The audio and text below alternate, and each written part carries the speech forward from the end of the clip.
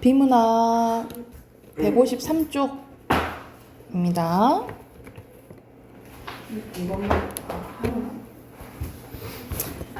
자, 여기서는 철학인데 서양 철학에 대해서 조금 나오네요.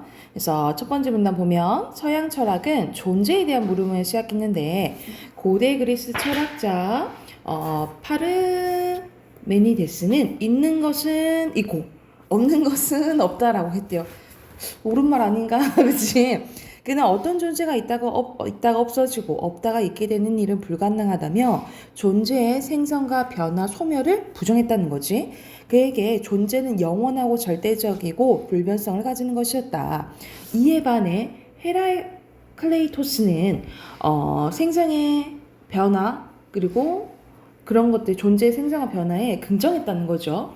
그는 존재하는 모든 것이 변화 과정 속에 있으며 끊임없이 생성과 소멸을 반복하는 것을 생각했다라는 거예요. 그래서 존재에 대한 두 철학자의 견해는 이 플라톤의 이데아 이론에 영향을 주었는데 플라톤이 대체적으로 많이 나와요. 그리고 플라톤 하면은 이성 생각하시면 돼요. 그래서 플라톤은 존재를 끊임없이 변화하는 존재와 영원히 변하지 않는 존재를 나누고 그는 우리가 경험하는 현실 세계의 존재는 변한다고 생각했다라는 거죠. 그리고 현실 세계에 존재하는 모든 것의 근원을 이데아로 정하고 이데아를 영원하고 불변하는 존재 그 자체로 완전한 진리로 여겼다라는 거예요. 반면에 현실 세계 존재는 이데아를 모방한 것일 뿐 이데아와 달리 불완전하다고 하는데 또한 감각을 통해 인식할 수 있는 현실 세계의 존재와 달리 이데아는 오직 이성에 의해서만 인식할 수 있는 이성 중심의 사유를 전개했다라는 거죠. 그래서 이 플라톤의 견해가 서양 철학의 주류가 됐다라는 이제 내용이에요. 그래서 문단이 조금 길잖아요, 그치? 근데 전반적으로 존재에 대해서 어떻게 생각하는지 세 철학자에 대한 내용이 나오죠, 그쵸? 그래서 첫 번째 문장을 중심 문장으로 보고 핵심어는 존재입니다. 그러나 플라톤의 견해를 바탕으로 한 철학의 주류적 입장은 근대에 이르러 니체에서 강한 비판을 받았는데요. 헤라클레이토스의 견해를 받아들인 니체는 영원히 변하지 않는 존재, 절대적으로 영원한 진리는 없다라고 본 거예요. 또한 우리가 살고 있는 현실 세계가 유일한 세계라면서 신은 죽었다. 왜냐면 플라톤은 이상적인 현실 말고 다른 세계가 있다라고 본 거잖아. 근데 니체는 아니 없어 라고 해서 신은 죽었다라고 선언하며 형이상학적인 이원론이 말하는 진리 그리고 신 중심의 초월적 세계 합리적 이성세계 모두 부정했다라는 거죠. 그러니까 여기 빼고는 다른 세계 있어 없어? 없다라고 본 거야. 그래서 니체는 형이상학적 이원론이 진리를 영원 불변한 것으로 고정하고 현실 너머의 이상세계와 초월적 대상의 생명의 근원으로 설정함으로써 인간이 현실의 삶을 부정하도록 만들었대요. 그래서 생명의 근원과 삶의 의미를 상실한 인간이 허무에 직면하게 됐다라고 이제까지 본 거지. 그래서 여기서는 니체의 견해가 아마 중심 문장일 거 아니에요, 그렇죠? 그래서 주장인 부분 여기가 중심 문장이고요. 핵심어 니체입니다. 니체는 이 허무에서 벗어나기 위해서는 생명의 본질을 회복해야 된다라고 했는데 그는 인간이 자신의 삶을 지탱할 수 있는 것을 힘의 의지라고 봤대요. 그래서 니체가 말하는 힘의 의지는 주변인이나 사물을 자기 마음대로 지배하고 억압하려는 의지가 아니라 자기 극복을 이끌어내고 생명의 상승을 지향하는 의지로 이해했다라는 거죠. 그래서 말 그대로 인간 중심의 이제 생각을 한 거지. 니체는 이러한 힘의 의지가 생성과 변화의 끊임없는 과정 중에서 창조적 생성 과정 작용을 하는데 그 최고 형태가 예술이라는 거죠. 예술 통해서 인간의 이런 생각도 다 잘 표현할 수 있다라고 본 거야. 그는 본능에 내재한 감성을 바탕으로 하는 예술적 충동을 중시하였고 예술가의 창작 활동은 인간의 삶에 의해 가치 상승을 도와주는 힘의 의지로 보았대요. 그래서 그는 예술을 통해서 생명력을 회복하고 허물을 극복할 수 있다라고 강조를 했다라고 보시면 되겠죠. 그래서 여기서는 예술이 들어가 이제 문장을 봐야 될 거 아니에요, 그치? 그래서 여기를 중심 문장으로 볼게요. 핵심어는 힘의 의지입니다. 자, 이러한 니체의 철학적 견해는 20세기 초 예술가에게 영향을 많이 줬는데 특히 회화에서 독일의 표현주의가 니체의 철학을 수용을 했대요. 표현주의는 전통적인 사실주의 미학과 따르지 않았다라는 거야. 그러면 대조 나오겠지, 그지? 사실주의 미학은 형이사학적 이원을 근거하여 존재와 진리의 참모습을 모방하는 것을 예술의 목적으로 받아들이는 재현의 미학이었는데 그러니까 말 그대로 따라 있는 거 사물을 따라 그리는 거지, 똑같이. 그러나 니체의 철학적 관념에서 예술을 이해한 표현주의 화가들은 예술의 목적을 대상의 재현이 아니라 인간의 감정과 충동을 표현하는 것으로 생각했다라는 거죠. 그래서 그들은 사실주의 미학에서 이성보다 열등한 것을 여겼던 감정을 존재의 본질을 드러내는 것으로 보았고 그들이 생각하는 인간의 감정을 시시각각 변화하여 생성과 소멸을 반복하는 것이었기에 그림을 그리는 동안에도 매 순간 변화하는 감정을 중시했다라고 보시면 되겠죠. 그래서 대상의 비례와 그리고 고유한 형태를 왜곡하고 그러니까 있는 그대로 그려 안 그려 있는 그대로 그리는 게 아닌 거지, 그렇지? 그래서 여기서는 앞에 문자 특히 니체의 철학적 견해를 어디서 받아들였다? 독일의 표현주의가 받아들였다라고 보시면 되고요. 핵심어 독일의 표현주의예요. 마지막 문단 봐볼게. 표현주의 화가들이 이성과 합리적인 가치를 추구하던 당시의 사회적 분위기에 반발하며 예술가로서의 감정적 그리고 주관적 표현을 예술이 추구해야 되는 가치로 보았는데 그들이 자유로운 형태와 색채로 자신들이 가지고 있던 내면의 불안, 공포, 고뇌 등을 예술로서 극복하려고 노력하면서 강한 생명력을 보여줬다라는 거죠. 결국에 하고 싶은 말은 뭔가요? 화가의 내면을 적극적으로 표현했던 표현주의는 니체의 철학적 근거를 통해서 예술에 대한 새로운 해석을 보여줬다. 이게 이제 이 표현주의 화가들의 약간 예술적 의의라고 보시면 되겠죠. 그래서 여기서 핵심어는 표현주의 화가들 이렇게 볼게요. 그러면 1번 여기서 적절한 것은 앞에 서양 주류 플라톤 나왔다 그다음 니체 나오잖아요, 그렇죠? 게다가 이제 마지막에 표현주의까지 나오는데 그러면은 몇 번일까요? 5번. 그렇지, 5번이고요. 그리고 2번에 존재에 대한 설명으로 적절하지 않은 거네. 그러면 이거를 다 기억을 하고 있어야겠지. 누가 어떻게 생각했는지, 그렇지? 여기서 적절한 것은 뭐야? 1번 바로 나왔네, 그치? 쉽게. 자, 3번에 표현주의에 대해 사화들에 대한 설명을 적절하지 않는 것은 2번이죠. 이거는 사실주의에 대한 설명이지, 그치? 자, 4번 이런 식으로 예술 뭐 이런 게 나오면 그림이 항상 나와요. 그래서 아마 이제 적용하는 이제 문제들이 이제 나오는데 여기서는 적절한 거 고르는 거네, 그죠? 여기서는 그 표현주의에서는 막 감정 이런 거 중요시한다 했잖아요, 그치? 몇 번이에요? 4번이고요. 5번에 사전적 의미로 적절하지 않는 것은 3번인데 회복은 다시 원래대로 돌아오는 걸 얘기하잖아. 그래서 온전하게 보호하고 유지하는 것은 보전의 의미예요. 자, 질문 하나 더 해봅시다. 자, 여기 두 번째는 관여도에 대해서 나오는데 약간 사회 지문이긴 한데 그렇게 어렵지는 않아요. 자, 여기서는 중심 문제 좀 바로바로 보면서 볼게요. 여기서 딱 봐도 관여도에 대해서 나오잖아, 그치? 그래서 조금 길긴 하지만 여기를 중심 문장으로 볼게요. 소비자 개인의 가치관, 그리고 구매하려는 제품의 특징, 그리고 구매와 관련된 상황에 따라 제품에 기울이는 소비자와 관심이 달라진대. 이를 설명하기 위해서 도입된 것이 뭐라는 거예요? 소비자의 관여도라는 거죠.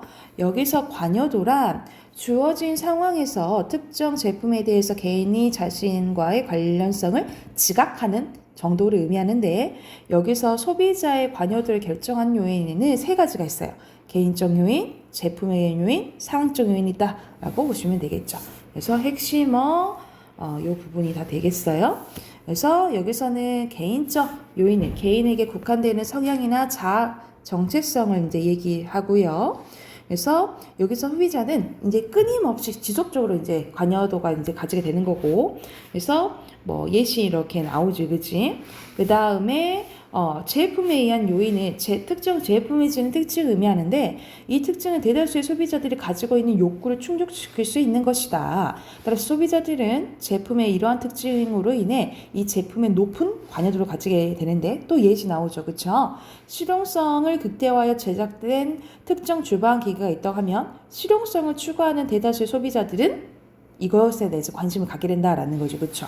그리고 마지막으로 상황적 요인은 소비자가 제품의 구매와 관련된 특정 상황을 의미하는데 상황은 끊임없이 변하기 때문에 상황적 요인은 개인적 요인에 비해서 지속되지 않는다는 거죠.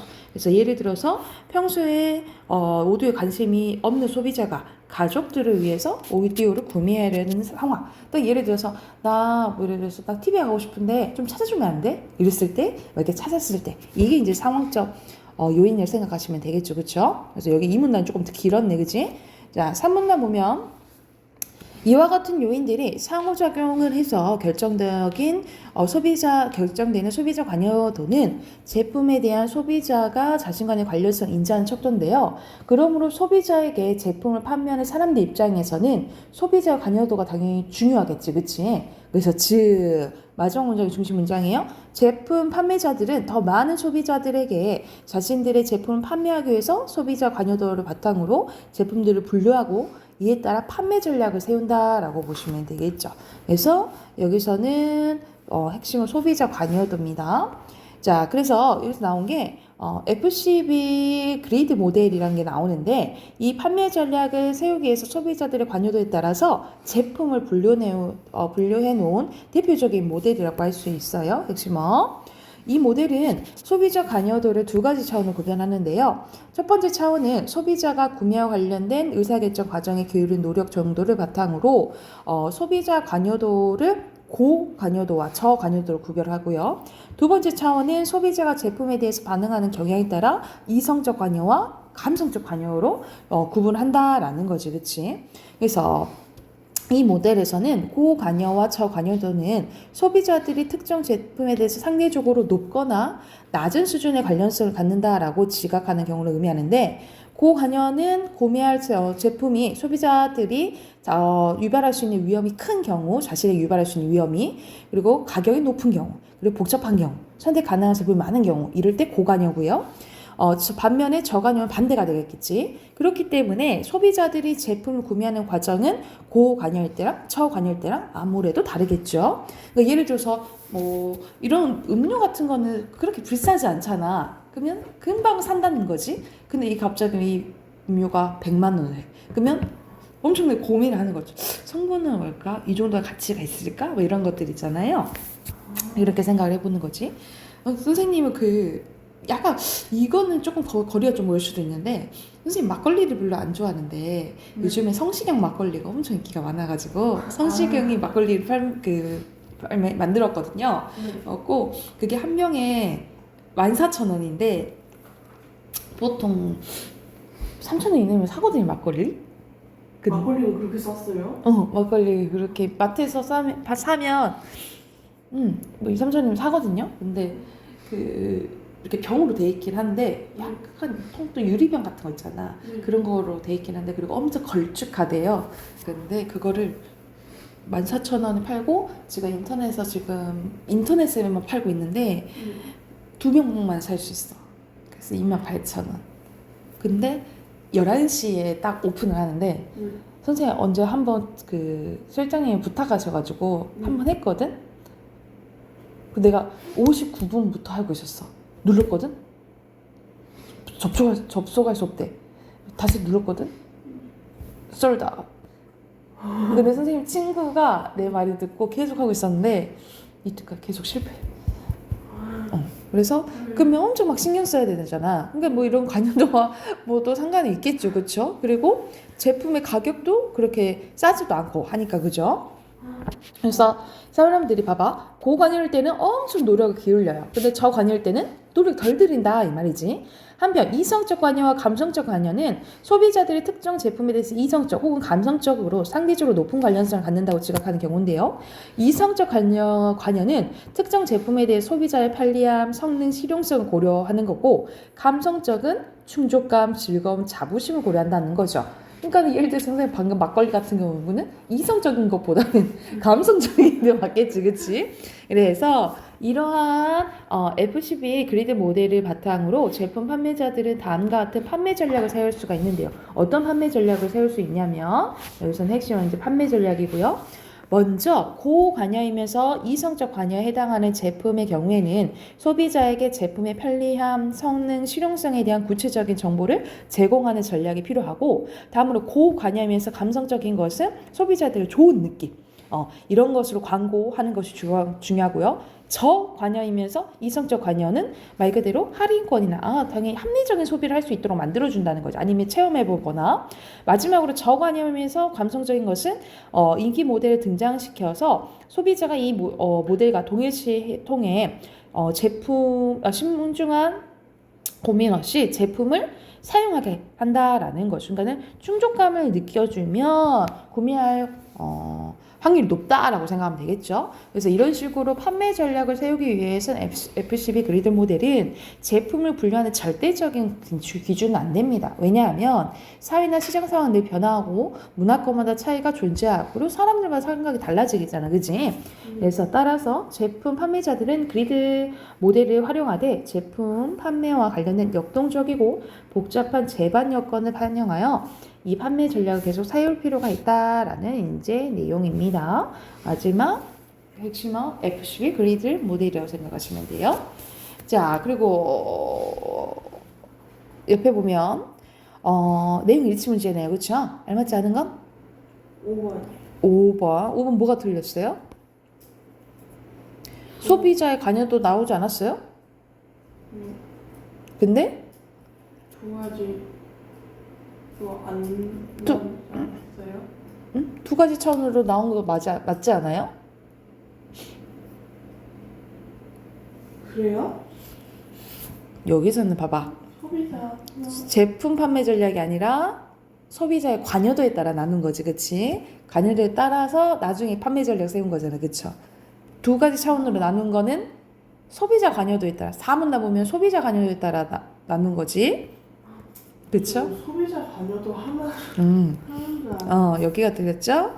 그리고 7번에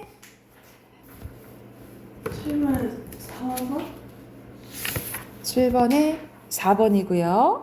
8번에 알맞지 않은 거? 3번이요. 무료로 나눈 거 조금 멀지, 그치? 네. 그리고 9번은요. 9번은 이게 상황인지 제품이 한 건지 개인적인 건지를 봐야겠지, 그치? 자, 알맞지 않은 것은 4번. 4번. 위로를 해야 되니까 일시적인 상황적 요인이겠죠. 그죠? 그리고 10번에 1번. 지각은 말 그대로 이걸 인식하는 거잖아요. 그쵸? 옳다고 생각하는 거, 뭐 긍정이라고 보시면 됩니다. 무슨 먹어볼까요? 그 고민이에요. 오늘은 잠깐만 17대2 158조까지 했고 문학 재건해볼까요?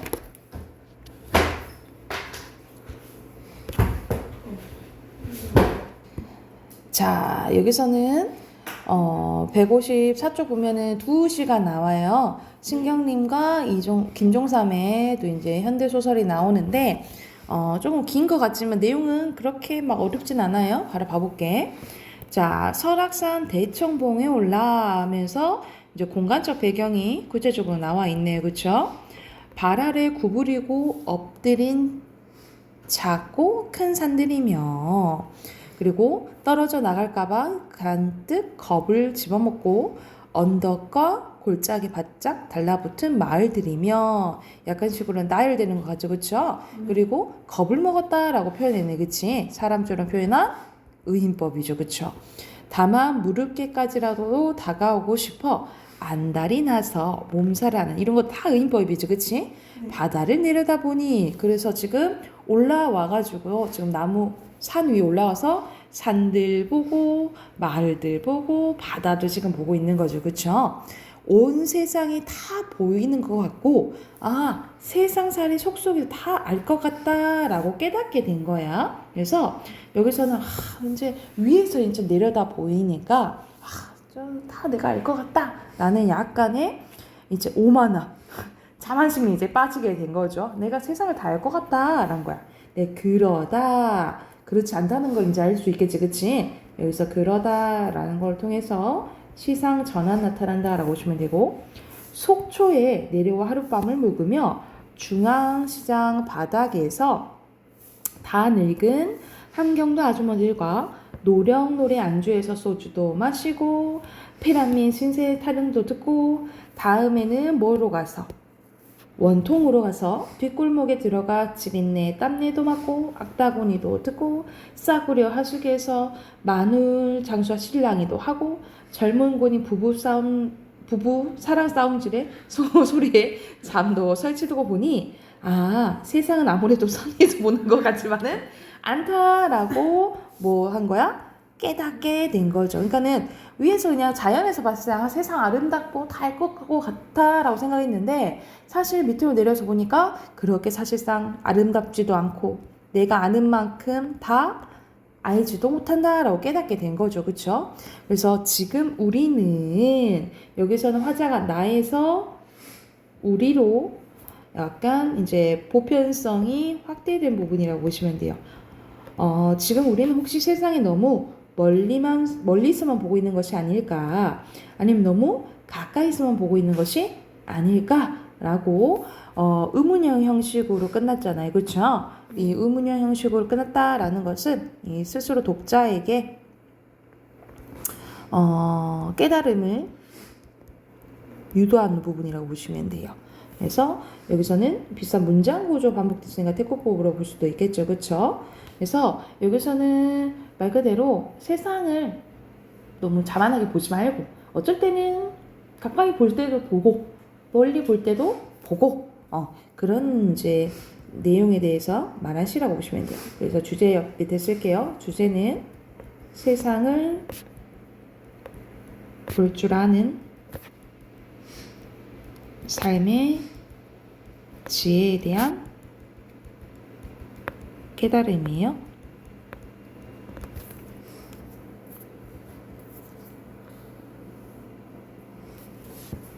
자, 두 번째 시 보면 김종삼의 누군가 나에게 물었다라는 시예요. 누군가 나에게 물었대요. 시가 뭐냐고. 누군가 나에게 시가 뭐냐 물었다. 근데 일부러 어순을 바꿨죠. 그치? 네. 도치법 나왔고요. 나는 시인이 못됨으로 잘 모른다고 대답했대. 무교동과 그리고 종로, 명동과 남산, 서울역 앞을 걸었다라는 거지. 그러니까 앞에서 시도 약간 공간이동이 나오죠. 그쵸? 여기서 공간이동이 나오는데, 전영역 남대문 시장 안에서 빈대떡을 먹을 때 생각나고 있었다라는 거죠. 그런 사람들이 엄청난 고생되어도 순하고 명량하고 마음 좋은 인정이 있으므로 슬기롭게 사는 사람들이, 그런 사람들이 이 세상에서 알파이고, 그러니까 여기서는 봐봐, 그런 사람들하고 반복되죠. 그러니까 그 사람에 대한 강조를 하고 싶어서 이렇게 반복했다라고 보시면 돼요. 그래서 이렇게 한 사람들이 세상의 알파이고 고귀한 인류이고 영원한 광명이고 다름 아닌 시인이라고. 그래서 여기서는 알파이고 그 고귀한 인류이고 영원한 광명이고 다름 아닌 시인이라고 비슷한 문장 구조 반복됐다고 볼 수도 있겠죠. 뭐 대고법도 되고 나열됐으니까 열고도 될 수도 있겠지. 그치? 그래서 여기서는 시인이란 게 따로 없다. 저런 식으로 열심히 살고 고생을 하는데도 불구하고 긍정적으로 사는 사람들이 누구다? 시인이다 라고 얘기하는 거죠. 그래서 주제는 시인의 가치와 의미에 대해서 얘기한 시라고 보시면 됩니다. 주제 쓰고 옆에 바로 세 문제 있거든요. 세 문제 바로 풀어보게요. 자, 여기서 공통점으로 적절한 것은, 여기서는 도치는 가밖에 없었지, 그치? 네. 여기서는 반복됐죠? 4번이죠. 2번에 적절하지 않은 것은 2번이요. 2번. 가까이도 볼 때도 있고 멀게 볼 때도 있어야 된다 그랬지, 그치? 그리고 3번에 적절하지 않은 건요? 3번. 3번 물어본 거 아니지, 그치? 3번입니다. 그렇게 어렵지 않았네. 자, 밑에는 딱 봐도 가는 시조고 나는 연시조처럼 보이죠? 그리고 이제 수필 하나 이제 나와 있는데 바로 봐볼게.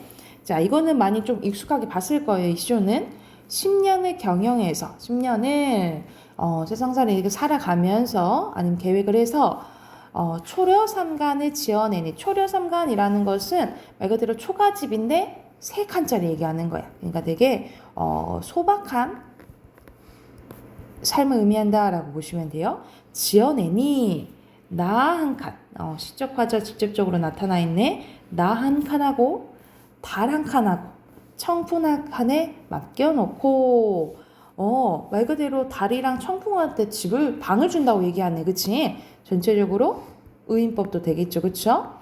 강산은 근데 강산은 너무 커. 들을 데가 없으니 둘러보고 보리라 하면서 여기서는 근경에서 약간의 원경으로 간다라고 보시면 되고 사실 달, 청풍, 강산은 공통적으로 뭘 의미해요? 자연 물음이하죠. 그쵸? 그래서 대유법 쓰였다라고 보시면 되고 말 그대로 여기서는 자연 친화적인 태도를 가지고 있는 시조라고 보시면 돼요. 그래서 이 시조의 주제는 자연 속에서 유유자적하는 삶에 대해서 얘기했다라고 보시면 되겠죠. 그러니까 자연에서 나 이제 편히 살 거야, 소박하게 살 거야 라고 생각하면 되겠지. 그래서 관련된 사자성어는 안빈낙도 안분지죠. 이렇게 생각하시면 되겠죠. 그러니까는 가난하더라도 만족하면 살겠다. 아니면 내 분수에 만족하면 살겠다. 이런 거 생각하시면 되겠죠. 자, 그 다음에 연습주 봐볼게. 서산에 아침볕 비치고 구름은 낮게 떠 있구나. 상상이 되죠? 비온 뒤 묵은 풀이 네 밭에 누구 밭에 묵은 풀이 더 짙었나요? 이거 보는 거예요. 두어라. 차례는 정한 일이니까 매는 대로 미리라. 그러니까는 지금 풀 뜯을 게 엄청 많은 거야. 뭐부터 하지? 다 그냥 하자 이런 의미라고 생각하시면 되겠죠. 그래서 여기서는 이제 김을 내야 되는 상황인 거고 둘러내자는 뭐라고 옆에 나와 있어요? 휘감아서 뽑자 이런 의미라고 보면 돼. 뽑자 긴 고랑 뽑자 약간 AA 구조 약간 나오네. 그치? 반복되는 거니까 온율 형성화 하는 거고요. 바라기 엿고는 잡초의 일종이래요. 이 잡초를 고랑마다 뽑아내자. 잡초 짙은 긴 살에 마주 잡아 둘러내자. 여기서 이 살에는 논밭이라 보시면 돼요. 이 잡초 짙은 논밭을 다 뽑아내버리자 이러는 거라 생각하면 돼. 땀은 듣던 대로 듣고 우리 듣다는 뭐라고 생각하면 되냐면 떨어지는 거. 땀은 떨어지는 대로 떨어지고 볕은 쬐을 대로 쬐다. 그래서 지금 이제 노동을 하니까 땀나고 이제 더운 상황인 거죠. 그쵸? 청풍에 옷깃 열고 긴 휘파람 흘리울 때 어디서 길 가는 노그네가 아는 손님네 아는 듯이 머무는 곳. 그러니까 시원하게 바람이 잠깐 머물다 갔다라는 것을 이렇게 비유했다라고 보시면 되겠죠.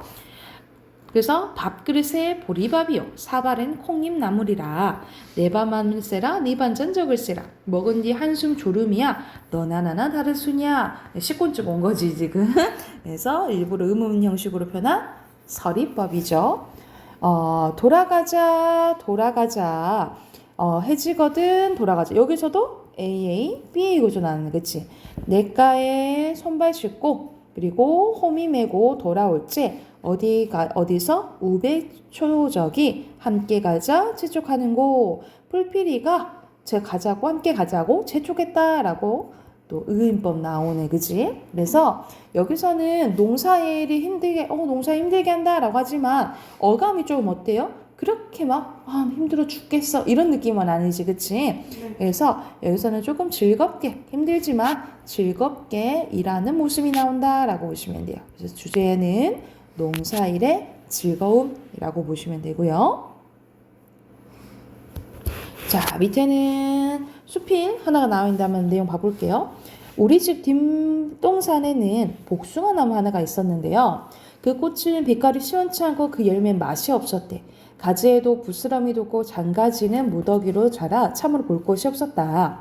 지난 봄에 이웃의 박시성을 가진 이의 손을 빌어 홍도 가지를 접붙여 보았는데 그 복숭아 나무에다가 홍도 가지를 이렇게 접붙인 거예요. 그랬더니 그 꽃이 아름답고 열매도 아주 튼실했대. 애초에 한창 잘 자라는 나무를 베어버리고 잔가지 하나를 접붙였을 때 나는 그것을 보고 대단히 어긋난 일을 하는구나 라고 생각했다는 거야. 그런데 어느새 밤낮으로 싹이나 자라고 비와 이슬이 그것을 키워 눈을 뜨고 가지가 뻗어 얼마 지나지 않아 울창하게 자라 제법 그늘을 들이게 되었다. 올 봄에는 꽃과 잎이 많이 피어서 붉고 푸른 비단이 찬란하게 서로 어우러진 듯하니 그 경치가 진실로 볼만했다라는 거예요. 오호라 하나의 복숭아 나무 이것이 심은 땅의 흙도 바꾸지 않고 그 뿌리의 종자도 바꾸지 않았으며 단지 이 젖붙이 한 줄기의 기운으로 줄기가 되고 가지가 되고 아름다운 꽃이 밖으로 피어나 그 자태의 도련이 다른 모습으로 바뀌니 보는 이로 하여금 눈을 씻게 하고 지나가는 이가 많이 찾아 오솔 일이 내게 되었다라는 거죠. 이런 기술을 가진 이는 그 조화의 비밀을 아는 이가 아니겠는가. 신기하고 또 신기했다라는 거죠. 그래서 내가 여기서 느낀 바가 있는데 사물이 변화하고 바뀌어 개혁을 하게 된 것은 오로지 초목에 국한한 것이 아니고 이 나무에 복숭아 나무에 국한된 것이 아니고 내 몸을 돌이켜 본다는 그런 것이니 어찌 그 관계가 뭘 다 할 것인가. 사람도 똑같다 이 말이죠. 그치? 악한 생각을 나는 것을 결연내버리는 것은 나무에 이까지를 잘라버리듯 하고 이 차가운 마음의 실마리 싹을 끊임없이 움터나오게 하기를 세 가지로 접붙여요. 뿌리를 북돋아 잘 기르듯 마음을 닫고 가지를 잘 자라게 하듯 깊은 진리에 이른다면 이것은 시골 사람에게 성인에 이르기까지 나무 접붙임과 다를 것이 무엇인가. 다르지 않다 이 말이잖아요. 여기서도 마지막에 서리법 나왔네, 그치? 그래서 여기서는 나쁜 마음은 이 가지 잘라버리고 이 좋은 마음은 접붙일수록 긍정적으로 살게 하는 게 이 자기가 깨달은 바라고 생각을 하시면 되겠죠. 그래서 넘겨보면 주역에 이르기를 주역에 있는 내용을 인용했네요. 뭐라 하냐면 땅에서 나무가 자라는 것은 승계이니 군자로서 이 덕을 순하게 할 작은 것을 쌓아 높고 크게 한다 하였으니 이것을 보고 어찌 힘쓰지 아니하겠는가. 여기도 일부러 의문형식으로 표현한 서리법 나왔죠. 그러니까는 땅에서 나무가 자라듯 이 사람도 우러러 이게 자라게 해야 된다 이 말이잖아.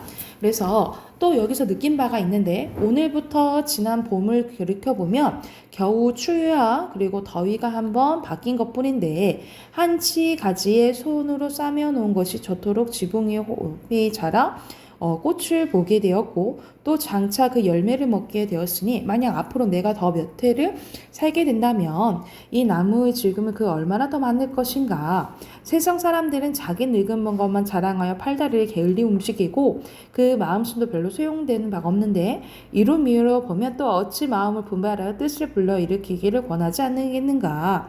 그래서 모든 것은 이 늙은이를 경계함에 있으니 마음에 다 새기도록 해라. 그러죠. 마음에 새기도록 내가 이제 새기려고 이 글을 쓴다라는 내용이네요. 그래서 접목설이에요.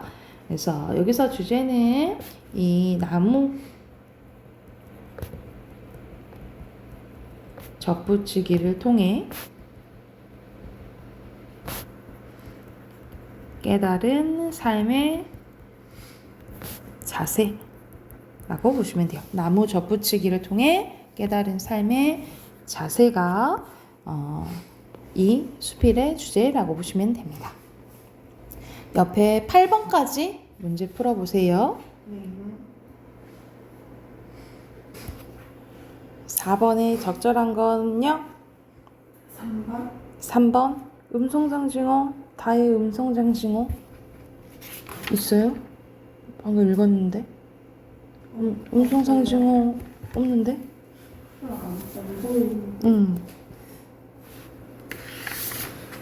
가는 공간 이동 없죠? 네. 뭐 색채어도 없어요. 없고 그러면 4, 5번 중에 하나네. 그러면 5번? 땡. 4번. 가는 나 한 칸, 아. 달 한 칸. 거기 반복되잖아요. 그치? 네. 나는 선생님이 얘기해줬잖아. 그죠? 돌아가자. 반복되지. 그치? 네.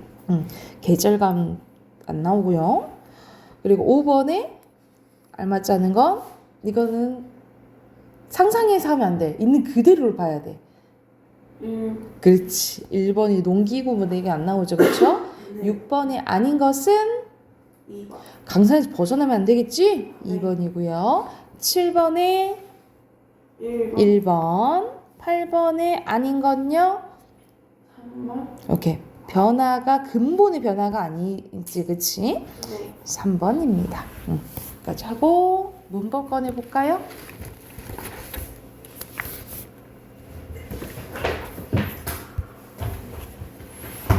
(150조)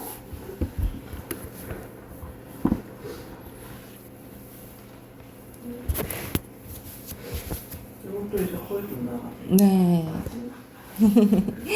자, 중세국어 두 번째입니다. 여기서는 약간 이제 문법적인 부분이 나오는데, 자, 먼저 대명사, 우리 품사 중에 대명사에 대해서 나오네요.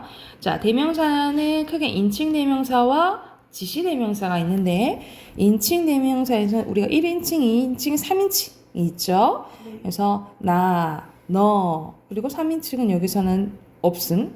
제기대명사 저, 자가, 저희 이렇게 나오는 거고, 그리고 미지칭은 모를 때 미지칭이라 했잖아. 우리 지금의 누구 이거에 해당되는 거죠. 누구. 그리고 부정칭은 아무거나 했을 때 아무라고 생각을 하시면 됩니다.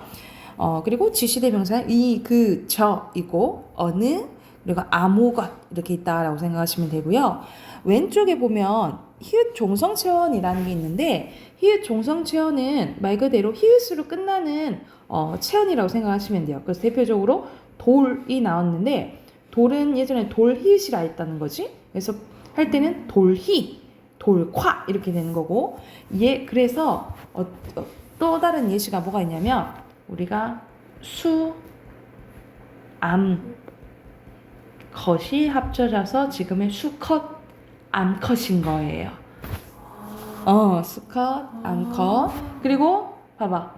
우리가 수닭이라고 안 하지? 뭐라고요? 수탉. 이게 다 히읗의 잔재라고 생각하시면 돼요. 그래서 이런 게 히읗 종성체어이라고 보시면 되고요. 자, 밑에는 조사에 대해서 나왔는데 우리가 지금의 주격조사는 뭐가 있어요? 이가가 있잖아요. 예전에는 가가 없었어요. 가가 없고 이만 있었는데 이것도 환경에 따라 달리 인재에 쓰였다라고 생각하시면 됩니다. 앞에 자음으로 끝나면 지금의 이가 쓰였고요.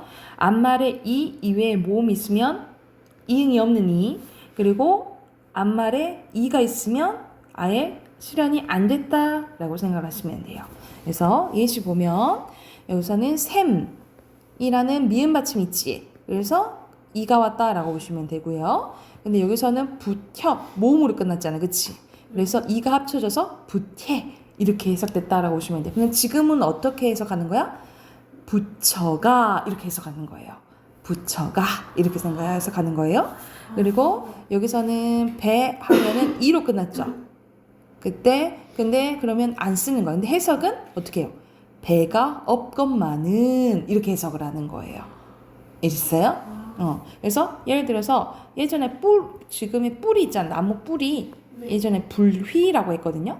그러면 여기서 이로 끝나잖아. 그러면 안 쓰는 거야. 그래서 상황에 따라서 해석을 할 때는 뿌리가 이렇게 해석을 해야 된다는 거죠. 이해됐습니까?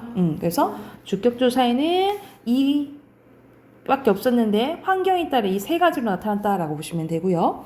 목적격 조사는 지금 을을 똑같이 을을이에요. 근데 모음 조화에 따라서 실현을 했습니다. 그래서 보통 여기서는 앞에 받침이 있으면 을인데 앞에 양성 모음이 있으면 아래야 을, 음성 모음이면 그냥 을, 그리고 앞에 받침이 없으면 를, 아래야 를, 그리고 음성 모음이면 그냥 르 이렇게 해석됐다라고 보시면 되고, 관형격 조사는 지금은 의밖에 없거든요. 근데 예전에 두 가지가 있었어. 의도 있고 시옷도 있고, 그리고 이것도 앞말에 따라서 다르게 실현됩니다. 그래서 유정명사 뒤에는, 유정명사는 사람이나 동물 이때는 이것도 모음 조화 지켜서 아래야 의나 그냥 의가 쓰였고요. 그래서 도적이, 대중의 이렇게 된다는 거지. 근데 시옷은 무정명사나 높임의 유정명사 뒤에 쓰였어요. 그래서 나라는 무정명사지. 그래서 이거 해석은 어떻게 하냐면 나라의 말씀이 이렇게 해석하는 거예요.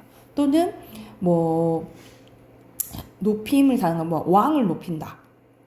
그러면 왕을 높일 때 예를 들어 왕이라 써볼게. 왕의 이렇게 쓰는 거지.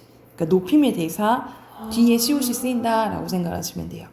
이해됐을까요? 네. 그러니까 예를 들어서 아까 뭐 부처로 높여볼까? 부텟 이렇게 하면 부처에 이렇게 되는 거죠.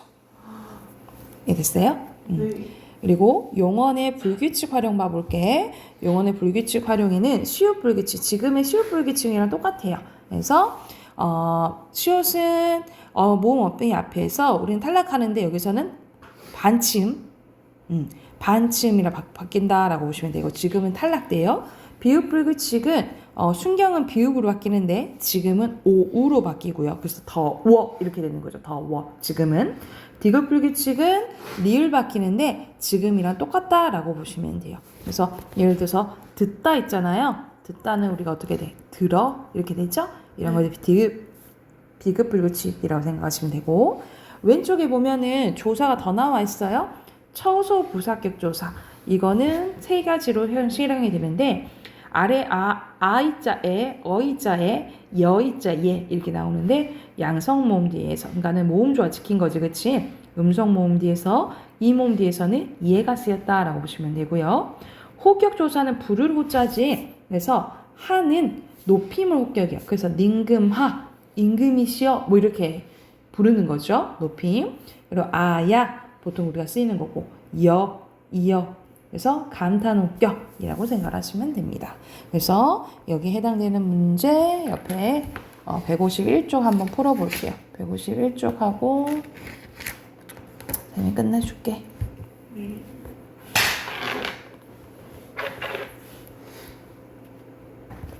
자, 답 확인해보면 순서대로 나, 오잉,